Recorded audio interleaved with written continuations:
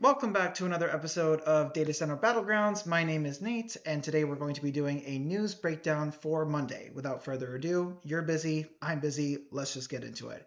Starting off today with community opposition, the Shanghai billionaire behind America's anti-data center movement. So this is basically stemming from the Bitcoin Mining Institute's report claiming that a lot of the data center opposition in the US is manufactured and is actually funded by a lot of CCP related parties. So the Party for Socialism and Liberation quietly becoming one of the most visible forces in a rapidly escalating war on American AI infrastructure.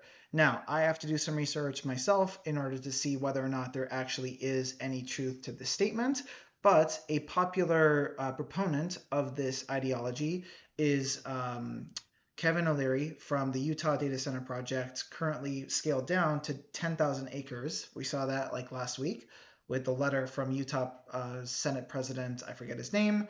And so he says that a lot of the data center opposition in the state of Utah, Kevin O'Leary, is saying that like all of this is manufactured by the CCP, and then in the broader race for the AI domination of the world, the Chinese are basically funding a ton of opposition in the US and it's all manufactured. I have spoken to a lot of common, everyday, average Joe Schmoes in many different states that are legitimately concerned because there's a data center being built in their backyard. Now, people can hide things, I understand that, but there are people out there in communities that are legitimately concerned with various aspects of the environmental and social costs that we've been covering on this channel for the past week. And so that's not to say that like this might be partially true. Who knows? The CCP might be funding some sort of, part of the data center, the anti-data center movement, but I don't know. To say it's 100% all CCP funded, that's kind of a stretch in my eyes. All right, moving on. Data centers have an AI problem, what the public really thinks, and what they need to know about data center growth. So, there was a Gallup poll that I saw last week that basically said that in this poll of a couple hundred people that they survey, the majority of respondents said that they would prefer living next to a nuclear power plant rather than a data center. This is symbolic of the counterculture movement that we are currently seeing against AI and data centers. This article is kind of meeting us in the middle where data center companies, again, rank among the least credible voices with utilities and independent organizations that are significantly more trusted and more better positioned to shape public understanding and acceptance. So again, like this is a storytelling problem combined with a prioritization of short-term money ROI over building it the right way. It's unfortunate because data centers are important to a large number of financial services, crypto, if you're into that. Basically, like anything that you do on your phone is a workload in a data center. Not all data centers are AI data centers. That's a fun fact. Happy to go into that like later. But basically, like to expand financial services, to expand crypto, to expand AI, we're going to need like more data center infrastructure in the US. And if you're in the government, then you're also going to say that to compete against China, we need this infrastructure and its national security.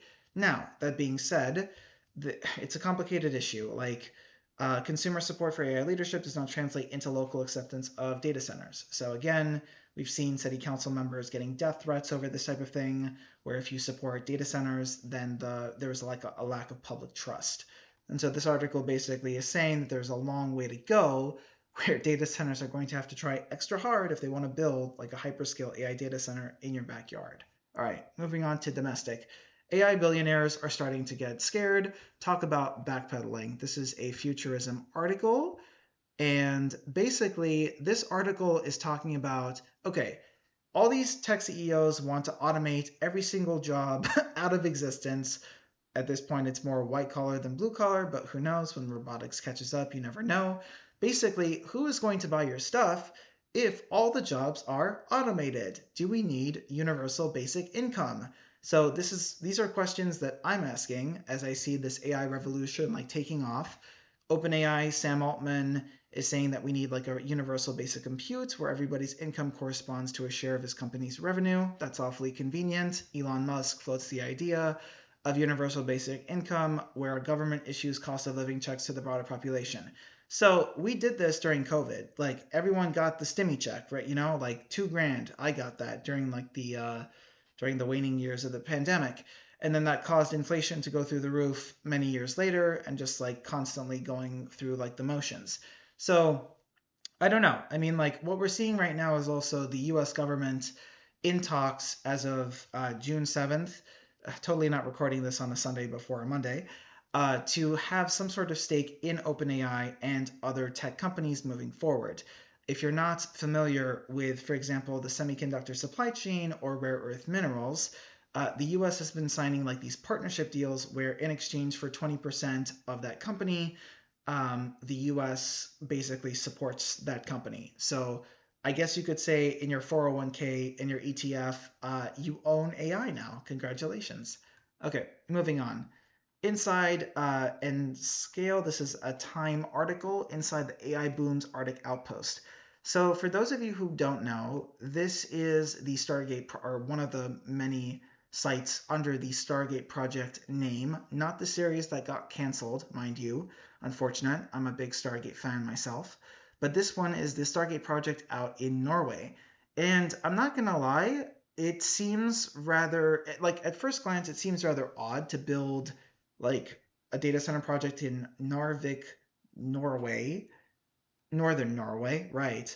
But I think like there's also like several things that the article points out as to why they chose that in the first place. So for example, Norway has Norway has apparently a spare gigawatt of unused power, roughly enough to power a small city.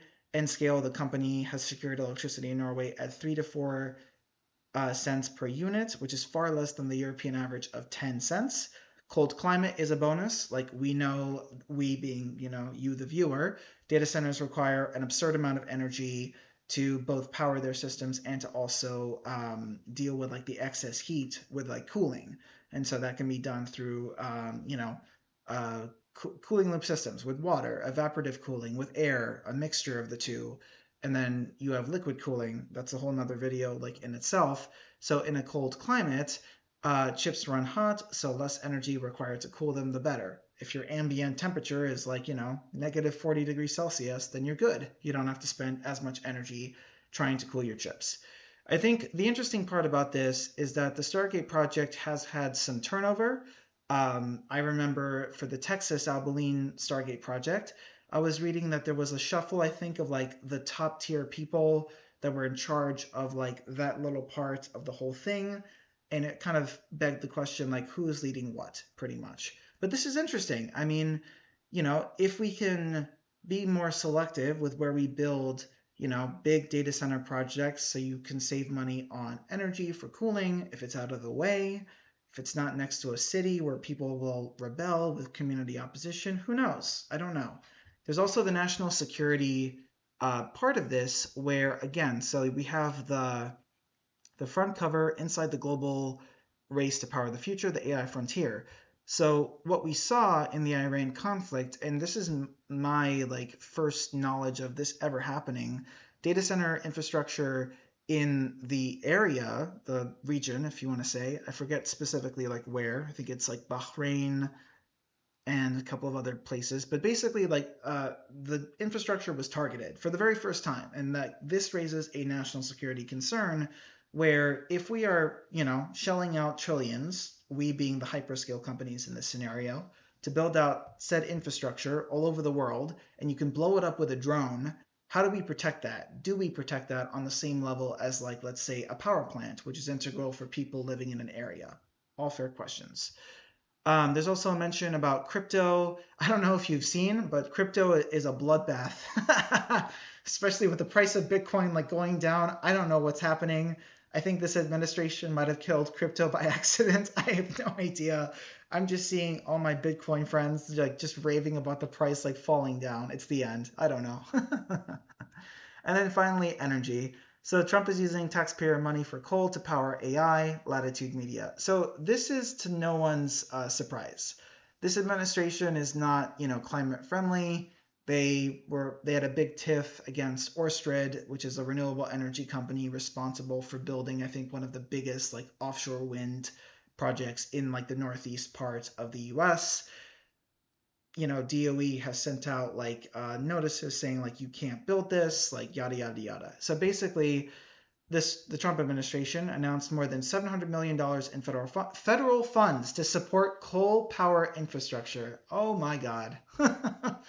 I know a ton of my environmental climate friends and former colleagues that would be in disarray over 700 million in coal power infrastructure. The irony is that like even under well yeah even in the past like couple of administrations, 3 or 4, which represents like a decade more in time, they were still in the process of shutting down coal plants. So it's kind of a little bit perplexing, but it's not. The rest of the funding comes from the Defense Production Act, which is weird because you only invoke the DPA in times of national defense and national security. So I guess for the sake of national security, we have to build out coal power plants.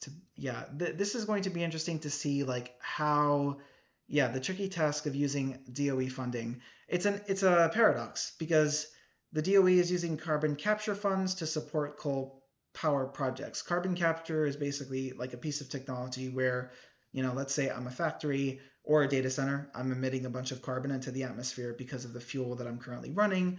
You would have, let's say, I don't know, a scrubber, a piece of technology that would capture the carbon, stick it back into the ground as an example. And then that's where carbon credits come from.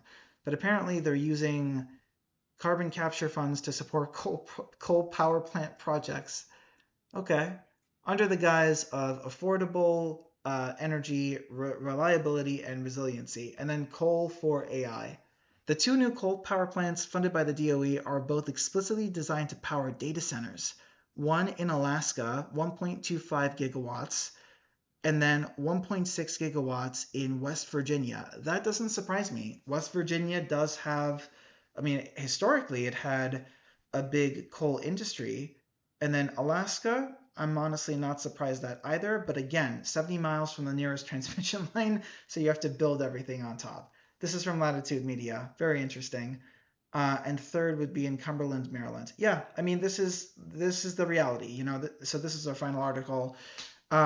This is the reality. We're embracing coal, natural gas. Drill baby drill. This is the current priority of the administration, and it's not going to end. So we'll see where it goes. That's all we have for today. I still got to work on the ending for the videos. So, couple key announcements. 44th issue of the Climate Code just got released. I'd highly encourage you to read, all the developments in there. This YouTube video is coming out on a Monday. I will try to do some YouTube React videos for Wednesday and Friday. And this is fun. Kind of going through the news, breaking it down, giving like some knowledge, some gold nuggets for all of y'all. So I'll see you later. Have a good day, week, wherever you are, and toodaloo.